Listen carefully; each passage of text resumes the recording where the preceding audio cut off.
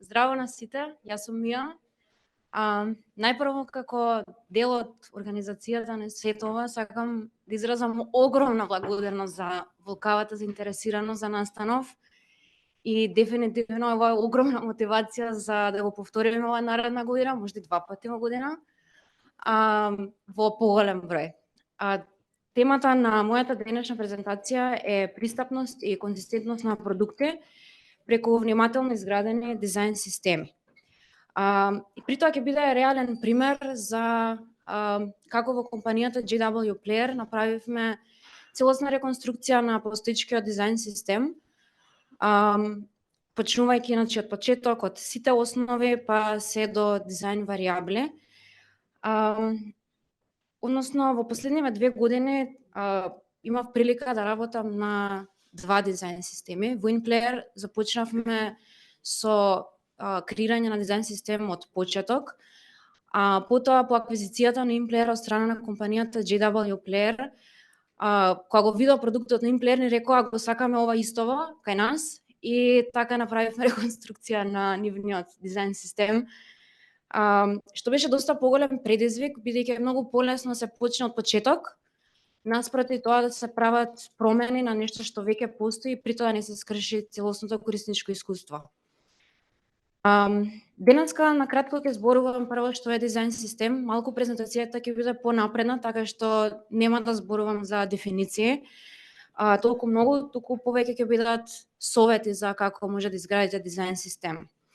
Потоа ќе зборам за зошто се одлучивме да направиме воопшто преработка, како го структуриравме дизајн системот и потоа сите совети за основите, компонентите, UI patterns, како направивме дизајн токени и на крај е најтешкиот дел, малце кликбейт наслов за да ве држам до крај, 30 минути. Прво ме интересира колку од вас имаат работено на градење на дизајн систем. Океј, би рекла околу 40%. Се надам дека вие што имате работено, дека ќе дознаете нешто ново или ако ништо друго ќе се осигурате дека и некој друг работи исто како вас. Тие што не сте работеле, се надам дека презентацијава ќе биде како инспирација за доколку имате можност да се вклопите во дизајн систем. Што е дизајн систем за почеток? Дизајн система е колекција на повторно искористливи компоненти и шаблони кои што се поврзани помеѓу себе со стилови, правила и документација, одржувајќи визуелна конзистентност низ целиот продукт и бренд. Дизајн системи не е нешто што го измисливме сега од кога постои интернетот. Па, например, Дизни ги реискористуваат нивните анимации, илустрации низ годините, низ повеќе цртани филмови, што е многу интересен факт, што го дознав откако почнав да работам на дизајн системи. Зошто направивме преработка? Откако спомнав дека InPlayer беше вклопен во тимот на JW, како што почнавме да работиме на проекти и да го користиме нивниот дизајн систем, увидовме дека пола од состаноците губиме време на да се договориме која файл аплодер компонента да искористиме, бидејќи ги имаше 20, наместо да зборуваме како да го решиме проблемот кој што го имаат корисниците. За да дознаеме точно кој е обемот на подобрувања што не чекаат, започнавме со креирање на инвентар на сите интерфејси на продуктот, како и на сите компоненти од дизајн системот. И по детална анализа на ова вежба, би рекла, дојдовме до сознание за што точно треба да подобриме и се зацртавме неколку цели. Целите ги поделивме помеѓу цели како за корисници и цели за нас.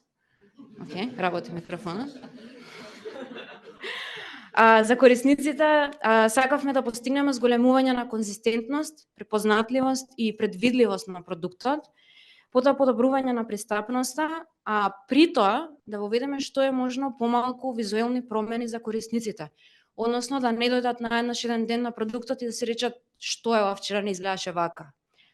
За нас, сакавме да ја подобриме структурата на секоја компонента, како и на целиот дизајн систем, да воведеме Figma варијабли и со сето ова да постигнеме поефикасни процеси како во рамките на самиот дизајн тим, така и во процесите помеѓу дизајн и инженеринг. Во однос на структурата на дизајн систем, не направивме нешто надвор од регуларното, го поделивме на 3 фајлови. Првиот файл се основи, вториот се, односно foundations, вториот се компоненти и третиот се UI патерни. Како што може видите, под основите компонентите UI патерни имаме дизајн, токени, документација и пристапност. Овие се вака напишани бидејќи сите овие 3 работи треба да внимавате да ги користите низ сите фази на градење или на преработка на еден дизајн систем. За почеток почнавме со основи секако. Во основи спаѓаат бои, основни единици, типографија, сенки, бордер радиус, blurs, икони, меѓутоа денеска во оваа презентација најмногу ќе се фокусирам на боите и потоа ќе зборувам малку за основни единици и типографија, додека пак сенки и икони можеби ако е доволно интересно за нареден пат. Во однос на боите, ова беше тоа што го начекавме во JW Player, односно ваква дефиниција на бои. Ве молам, не ги дефинирате вака боите. Прво, бидејќи нема доволно нијанси на палетите, за да можете да ги задоволите сите контрасти кои што се потребни за секоја компонента. А второ, ако на некој му кажете искористија бојата Fog Dark, нема да знае ни која е Fog, ни колку е Dark. Заради тоа ги проширивме палетите на овој начин, со тоа што се осигуравме дека ќе ги покриеме сите состојби на компонентите и во светла и во темна тема. И при тоа дефиниравме, што е со микрофонот? Дефиниравме минимална дозволена on-color нијанса за секоја позадинска нијанса, што е нешто што може го видите во зумираните блокчиња. Ова беше со цел да потоа кога креираме компоненти, веќе ние да имаме дефинирано контрасти дозволени во самите основи на дизајн системот. On color најчесто се користи за текст или пак за икони.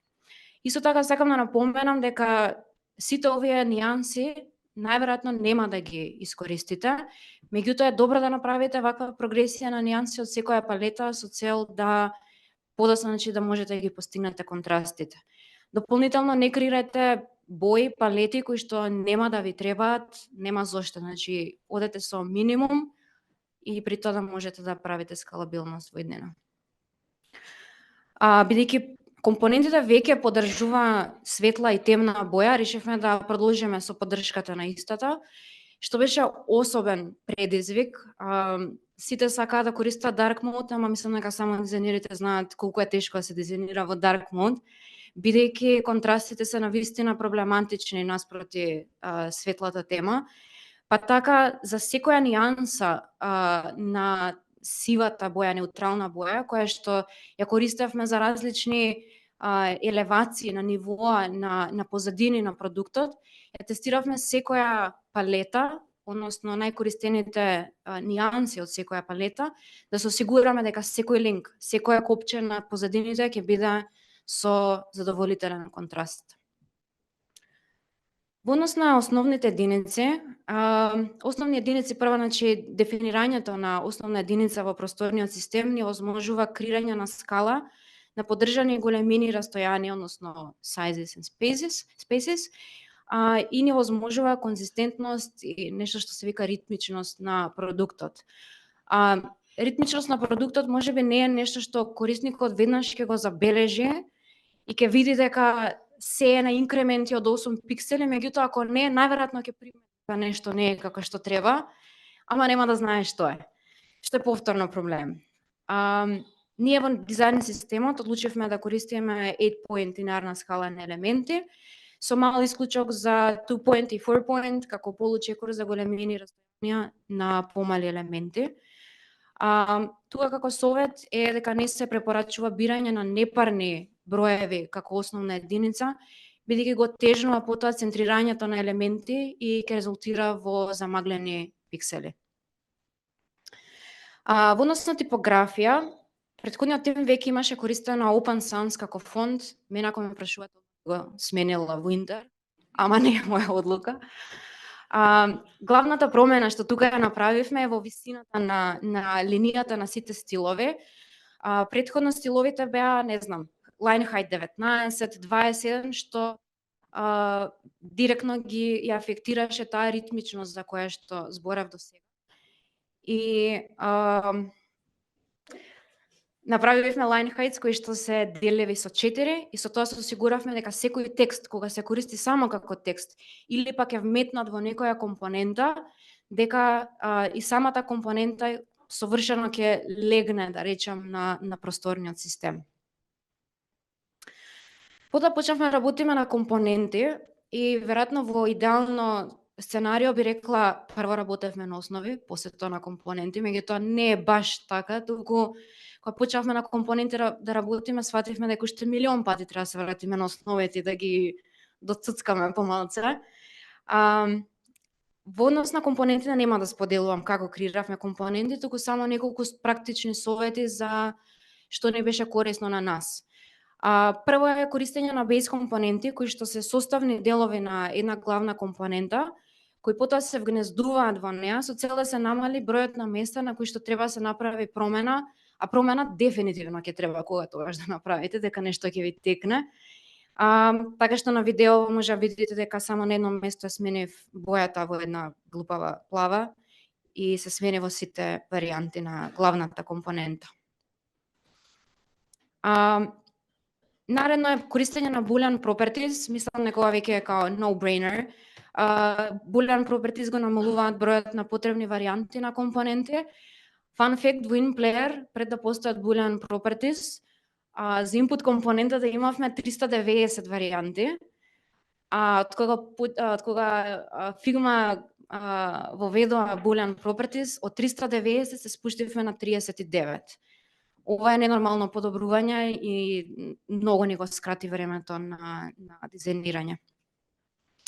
Друг трик што го откривме, случајно некако наидовме на пост на Medium, доле линкнат после кога ќе ги споделиме слайдовите ќе може да го видите, е користење на placeholder компонента, кој што е трик за избегнување на откачување на инстанција од главната компонента, односно се користат слотови. Може да идете од 1, ние искористивме до 10, бидејќи така не се вида корисно, може да идете до 100 ако ви треба, и дефиниравме ориентација, вертикална или пак хоризонтална. Во пракса тоа изгледа вака, односно во компонентите кои што имаме некои ајтеми кои што се повторуваат, доколку на пример имаме дропдаун кој што во компонентата го дефинираме со 5 лист ајтеми, ако треба го искористиме после тоа во некои дизајни ни требаат 7 лист ајтеми, ќе треба да направиме детач, што не е добра пракса, бидејќи ако направиме промена во мастер компонентата, потоа промените нема бидат повлечени во инстанците.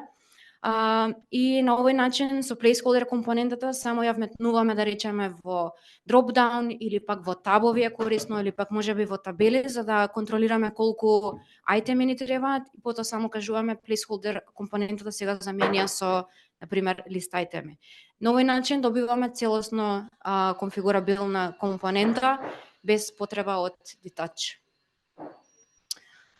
Тука го спомнав auto layout и resizing, мислам дека нема што потреба да се објаснува, меѓутоа едноставно доколку сакате да имате респонзивни дизајни, мора да користите комбинација од auto layout и resizing. Во однос на пристапност на ниво на компоненти, значи преска за основите зборев за пристапност во однос на контрасти, во однос на ниво на компоненти направивме неколку подобрувања. На почеток, значи во дизајн системот копчињата примарното копче беше црвено, секундарно и терцијарно беа црни, што наликуваа на обичен текст. Додека пак сите други интерактивни елементи на интерфејсите беа плави. Ова е премногу збунувачки и секако дека препоракате да се користи само една боја, која што е исто така неутрална, заради тоа најчесто софтверите користат сина или пак лилјакова боја, бидејќи не покажуваат никаква порака. Црвената, портокаловата и зелената ги оставивме за комуникација на некаков интент во компонентите. Потоа за секоја компонента ги дефиниравме сите состојби, како на пример default, hover, active, focus, disabled. И во претходниот дизајн систем е нешто што многу често го забележувам низ продукти на интернет, дека најчесто фали active состојбата, така што тоа беше едно од работите што ги додадовме. Наредниот пример е многу интересен и е користење на лабела наместо placeholder текст како лабела, што исто така многу честа грешка на продукти денеска. Ова е особено важно, бидејќи доколку читач на екран најде на компонента која што нема лабела, ќе го прочита текстот кој што е најблиску до компонентата како лабела, што значи дека огромен број на корисници ќе добијат погрешна информација за интерфејсот и најверојатно погрешно ќе ја пополнат вашата форма. Дополнително користете информативни и валидацијски пораки. Password is required, например, е многу подобро отколку this field is required, особено за корисниците кои што користат читачи на екрани. Потоа користење на двојни визуелни знаци за представување на намената на некоја компонента, секако кога тоа има смисла, нема смисла секогаш. Односно не се основајте само на бои, бидејќи не секој може да разликува бои. Во случајов за алерт компонентата користевме и икони, кои што исто така комуницираат каков е типот на пораката. И како последен пример искористив копчиња со икони. Вообичаено ги избегнуваме, меѓутоа ако веќе ги користиме, се користат икони кои што асоцираат на соодветната акција и дополнително секогаш мора да се појави тултип кој што ја објаснува акцијата на копчето. Би напоменала дека ова се само 6 примери кои што ги искористивме, има уште многу. За жал, градење на дизајн систем кој што е пристапен не е само една мала чеклиста која што ќе ја поминете. Меѓутоа, со оглед на тоа што последен пат кога прочитав 15% од светската популација имаат некаков тип на попреченост, едуцирајте се, постојано правете подобрувања на дизајн системот со цел продуктот да може да го користат што е можно повеќе корисници. Во однос на UI patterns, UI patterns е како thread файл кој што го искреиравме.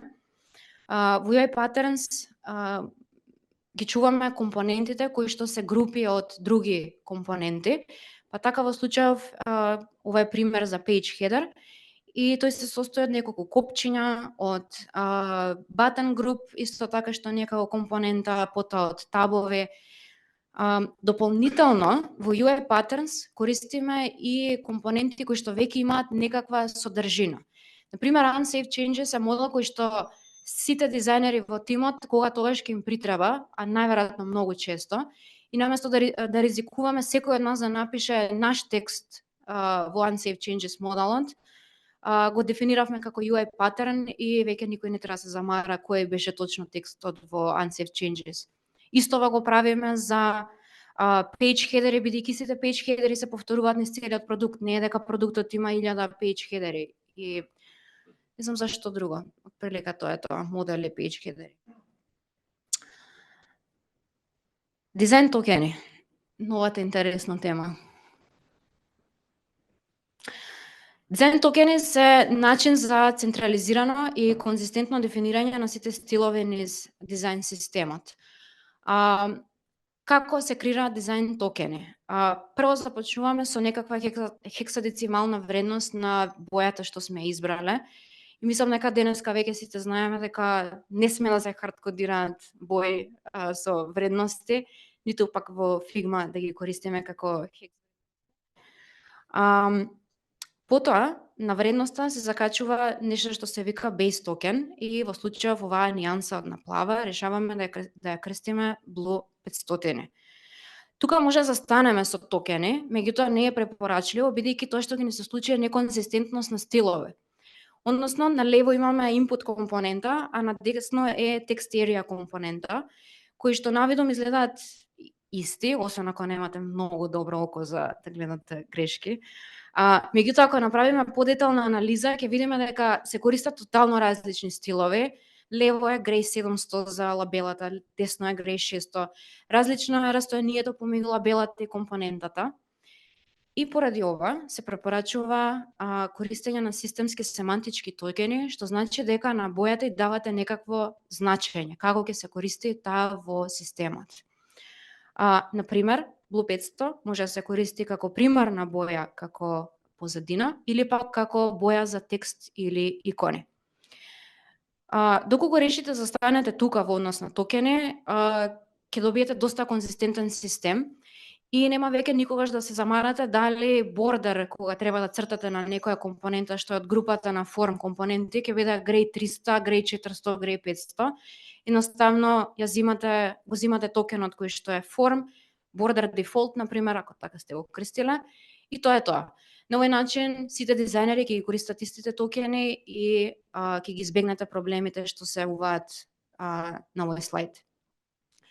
Доколку сакате да постигнете уште поголема контрола врз токените и врз консистентноста на дизајн системот, можете да користите и Component Semantic Tokens, што е нешто што ние го направивме, односно Component Semantic Tokens сега ги примаат системските семантички токени и веќе се асоцираат со секоја компонента поединечно. Во пракса тоа би изгледало на овој начин, така што истата боја, меѓутоа различен токен, се употребува како позадина на копче, после тоа во тоаст компонентата повторно како позадина, или пак како текст во секондари копче во default state, или пак како текст на hyperlink повторно во default state. Би напоменала дека може да користите и системски и токени на ниво на компонента, ваша одлуката. Меѓутоа имате во предвид колкав е тимот и дали воопшто имате капацитет да креирате токени на ниво на компоненти, бидејќи работата може многу брзо да искочи од контрола. Ќе завршите со огромен број на токени, така што треба пресметате дали воопшто ви се исплати. Би излажала ако би рекла дека немаше моменти кога се каевме дека креиравме токени на ниво на компонента.